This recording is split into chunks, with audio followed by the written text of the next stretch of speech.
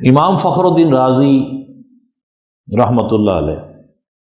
اپنی تفسیر کبیر جلد نمبر 5 صفحہ نمبر 685 تے ایک روایت لکھ دینے کہ جس ویلے سیدنا ابو بکر صدیق رضی اللہ تعالی عنہ دا وصال ہون لگیا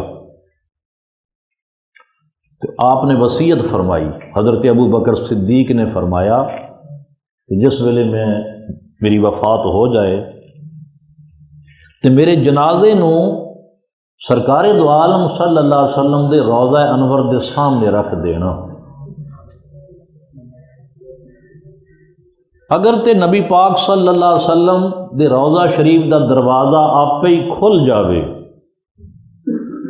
تو مینوں سرکار دے روضے بھی دفن کر دینا، تے جے دروازہ نہ کھلے تو پھر جنت البقیع جتھے تہاڈا جی کردا ہے دفن کر دے۔ امام فخر الدین رازی رحمۃ اللہ علیہ اپنی تفسیر کبیر دے اندر جلد نمبر 5 صفحہ نمبر 685 تے لکھ رہے ہیں۔ ان کا مطلب ہے حضرت ابو بکر صدیق رضی اللہ تعالیٰ عنہ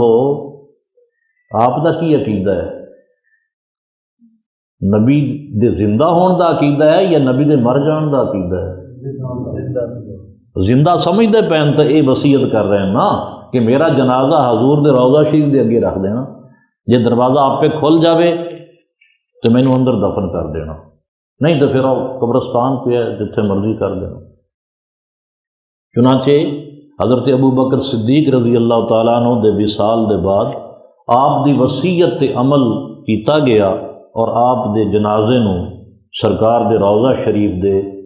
سامنے رکھیا گیا۔ دروازہ بند سی، کنڈی لگی ہوئی سی،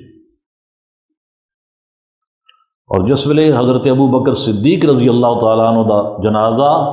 روضہ شریف دے سامنے آیا، کنڈی کھل گئی، دروازہ کھل گیا تے اندروں آواز آئی ادخل الحبیب الی الحبیب، یار نو یار دے کول داخل کر دیو، یضم الحبیب الی الحبیب، یار نو یار دے نال ملا دیو۔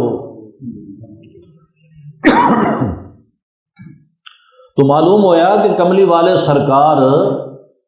بعد از وصال بھی زندہ نے،